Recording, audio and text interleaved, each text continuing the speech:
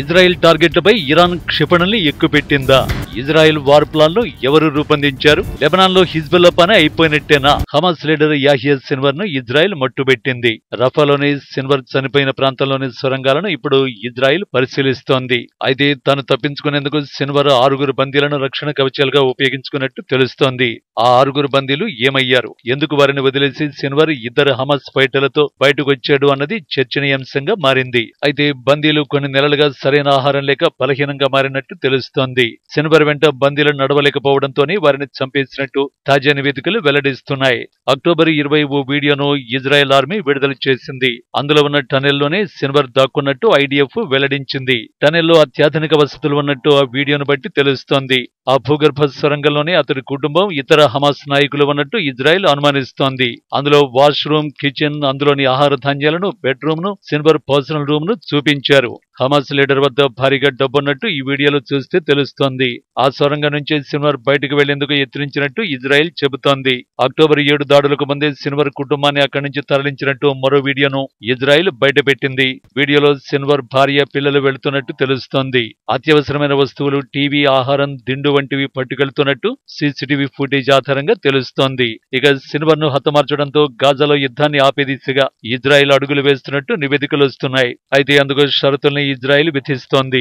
బందీలను తమకు అప్పగించాలని, ఆయుధాలను వదిలేయాలని హమాస్ లీడర్లకు సూచిస్తోంది. అయితే తాము ఎలాంటి డీల్కు సిద్ధంగా లేమని ఇజ్రాయెల్ ప్రధాని నెతన్యాహు వెల్లడించారు. అన్ని లక్ష్యాలు పూర్తి చేసే వరకు తమ యుద్ధాన్ని ఆపేది లేదని నెతన్యాహు తేల్చి చెప్పేశారు. ఇప్పుడు బందీలను విడిపించుకునేందుకు హమాస్ మృతదేహాన్ని ఆయుధంగా వాడుకుంటోంది. తమకు బందీలను అప్పగిస్తే సిన్వర్ మృతదేహాన్ని ఇస్తామని చెబుతోంది. మరోవైపు ఉత్తర గాజాలో ఐడిఎఫ్ కు చెందిన 401వ ఆర్మడ్ బ్రిగేడ్ కి చెందిన కల్నల్ ఇషాన్ దాస్కా మృతి చెందాడు. ఈ విషయాన్ని తాజాగా టెల్ అవీవ్ నిర్ధారించింది.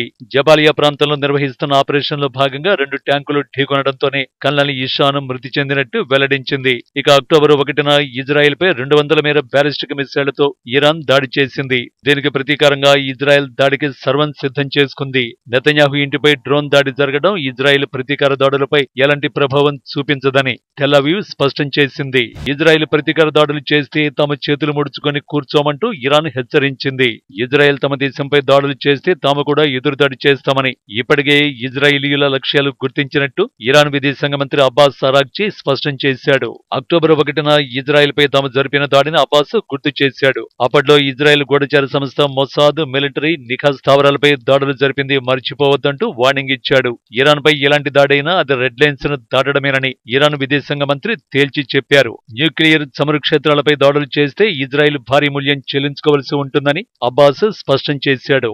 ఇజ్రాయెల్ దాడి చేస్తే ఎక్కడ దాడి చేయాలో తమకు తెలుసునని ఇరాన్ మంత్రి చెప్పాడు. అక్టోబర్ 1న ఇజ్రాయెల్ పై జరిపిన దాడిలో 90% తమ మిసైళ్లు టార్గెట్ ను ధ్వంసం చేసినట్టు వెల్లడించారు. తాము పౌర నివాసాలపై ఏమాత్రం దాడి చేయలేదని ఇరాన్ విదేశాంగ మంత్రి అబ్బాస్ వివరించాడు. సిన్వర్ చనిపోయినంత మాత్రాన హమాస్ కార్యకలాపాలు ఆగిపోవని ఇరాన్ చెప్పింది. పాలస్తీనా యువతతో గ్రూపును మరింత బలోపేతం చేస్తామని తెహ్రాన్ స్పష్టం చేసింది. ఇజ్రాయెల్ కు అమెరికా మద్దతు ఇవ్వడాన్ని ఇరాన్ ఖండించింది. అమెరికాకు తెలియకుండా గాజా, లెబనాన్లలో ఇజ్రాయెల్ దాడులు చేస్తుందా అని ఇరాన్ మండిపడింది. అమెరికన్లకు నిజంగానే పశ్చిమాసియాలో రాజకీయ ఆసక్తి ఉంటే ఇజ్రాయెల్ దాడుల్ని అడ్డుకోవాలని ఇరాన్ డిమాండ్ చేసింది. తాము అమెరికాను జియోనిస్టుల మద్దతుదారుగానే చూస్తామని తెహ్రాన్ స్పష్టం చేసింది. పూర్తిస్థాయి యుద్ధమే మొదలైతే ప్రాంతీయంగా పరిణామాలు దారుణంగా ఉంటాయని ఇరాన్ స్పష్టం చేసింది.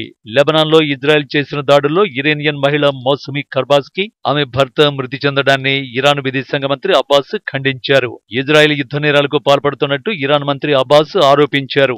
ఇజ్రాయెల్ పాల్పడుతున్న యుద్ధ నేరాలు, ఉగ్రవాదానికి ఇరాన్ బదులు చెల్లించుకుంటుందని తెహ్రాన్ వార్నింగ్ ఇచ్చింది. ఉత్తర బీరుట్లోని క్రిస్టియన్ మెజారిటీ ప్రాంతం జౌనియాలో డ్రోన్ దాడిలో 2 మృతి చెందినట్టు ఇజ్రాయెల్ మీడియా వెల్లడించింది. మరోవైపు ఇరాన్ పై ప్రతీకార దాడికి సంబంధించిన ప్లాన్ తెహ్రాన్ కు లీక్ అయినట్టు నివేదికలు వచ్చాయి. రహస్య పత్రాలు లీక్ అవడంపై అమెరికా దర్యాప్తు చేస్తున్నట్టు కాంగ్రెస్ స్పీకర్ మైక్ జాన్సన్ వెల్లడించారు. ఈ ప్రణాళికల్ని అక్టోబర్ 15-16 మధ్య ఇజ్రాయెల్ నేవీ, ఎయిర్ ఫోర్స్ స్థావరాల ఆధారంగా శాటిలైట్ చిత్రాలతో అమెరికాకు చెందిన నిఘా విభాగం ఎన్జీఏ రూపొందించినట్టు తెలుస్తోంది. ఈ విషయమై ఎన్జీఏ కానీ, నేషనల్ ఇంటెలిజెన్స్ డైరెక్టర్ కానీ స్పందించలేదు. అయితే ఇజ్రాయెల్ యుద్ధ ప్రణాళికల పత్రాల లీకులపై విచారణ చేపట్టినట్టు మాత్రం అమెరికా రక్షణ సంస్థ పెంటగాన్ వెల్లడించింది. అయితే ఇజ్రాయెల్ యుద్ధ ప్రణాళికలనేవి కేవలం అమెరికా నిఘా విభాగాలు రూపొందించినవేనని, వాటితో ఇజ్రాయెల్కు ఎలాంటి సంబంధం లేదని కొందరు అధికారులు ప్రైవేట్ గా వ్యాఖ్యానించినట్టు తెలుస్తోంది. మొదటి పత్రంలో ఇరాన్పై వైమానిక దాడులకు ఇజ్రాయెల్ ఎలా సిద్ధమైందన్న వివరాలు ఉన్నాయి. అందులో బ్యాలిస్టిక్, నింగి నుంచి భూతుల దాడుల మిస్సైళ్లకు చెందిన పూర్తి సమాచారం ఉంది. రెండో పత్రంలో ఇరాన్పై డ్రోన్లు, వాటికి అనుసంధానించే పేలుడు పదార్థాలు ఎలా దాడి చేయబోతున్నారన్న వివరాలు ఉన్నాయి. రహస్య పత్రాల లీకేజీ తీవ్ర అవమానకరమని, అయితే దాని నుంచి తమకు ఎలాంటి నష్టం లేదని ఇజ్రాయెల్ తెలిపింది. మరోవైపు దక్షిణ లెబనాన్లోని సరిహద్దు ప్రాంతాల్లో హిజ్బుల్లా ఉగ్ర స్థావరాలపై తమ మిలిటరీ దాడులు నిర్వహించినట్టు ఇజ్రాయెల్ రక్షణ మంత్రి గెల్లాంట్ వెల్లడించారు. అక్టోబర్ 7 తరహా దాడులకు హిజ్బుల్లా వ్యూహం పన్నిందని, సరిహద్దు గ్రామాల అన్నింటిలోనూ ఆ సంస్థ ఉగ్ర స్థావరాల్ని ధ్వంసం చేస్తామన్నారు. సరిహద్దులోని ఖియాం ప్రాంతంలోని గ్రామాలపై నిమిషాల్లోనే 14 సార్లు ఇజ్రాయెల్ వైమానిక దాడులు నిర్వహించినట్టు లెబనాన్ ప్రకటించింది. అనంతరమే ఇజ్రాయెల్ రక్షణ శాఖ మంత్రి దాడులు చేసినట్టు వెల్లడించారు. సరిహద్దులో భారీ స్థాయిలో ఇజ్రాయెల్ భవనాలను ధ్వంసం చేస్తున్నట్టు లెబనీస్ మీడియా నివేదించింది. హిజ్బుల్లా ఉగ్రవాదుల్లో భయం మొదలైందని, ఇరాన్ మద్దతు ఉన్న ఉగ్రవాద సంస్థ కుప్పకూలుతుందని ఇజ్రాయెల్ రక్షణ మంత్రి గెలాంట్ స్పష్టం చేశారు. మొత్తంగా ఇజ్రాయెల్ 3 ప్రాంతాల్లో పూర్తిస్థాయి యుద్ధానికి దిగుతోంది. గాజా, లెబనాన్ పై భీకరమైన వైమానిక దాడులు నిర్వహిస్తూనే ఇరాన్ పై దాడికి ప్లాన్ చేస్తోంది. ఇరాన్ పై ఇజ్రాయెల్ దాడి ప్రణాళికలు లీక్ కావడంతో నెతన్యాహు సైన్యం ప్రతీకారాన్ని మరింత ఆలస్యం చేస్తుందా లేక దాడికి దిగుతుందా అన్న చర్చ ఇప్పుడు జోరుగా సాగుతోంది.